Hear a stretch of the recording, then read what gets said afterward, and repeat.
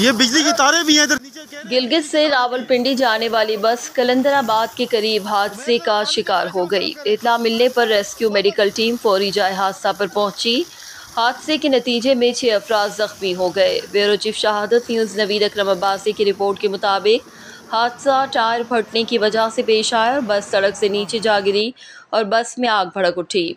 हादसे की इत्तला मिलते ही रेस्क्यू 1122 मोटरवे पुलिस और दीगर रेस्क्यू इदारे जाए वक़ुआ पर पहुंच गए और इमदादी कार्रवाइयाँ शुरू कर दी। बस में सवार तकरीबन 29 मुसाफिरों को बहिफाजत निकाल लिया। 6 मामूली ज़ख्मी मुसाफिरों को रेस्क्यू मेडिकल टीम ने मौके पर इब्तदाई तिबी इमदाद की। ज़ख्मियों में एजाज उमर 24 साल, उमर 15 साल, बुलबुल खान उमर 75 साल, बिलावर खान उमर 30 साल, मोहम्मद गुल उमर 70 साल, तारिक उमर 28 साल शामिल हैं।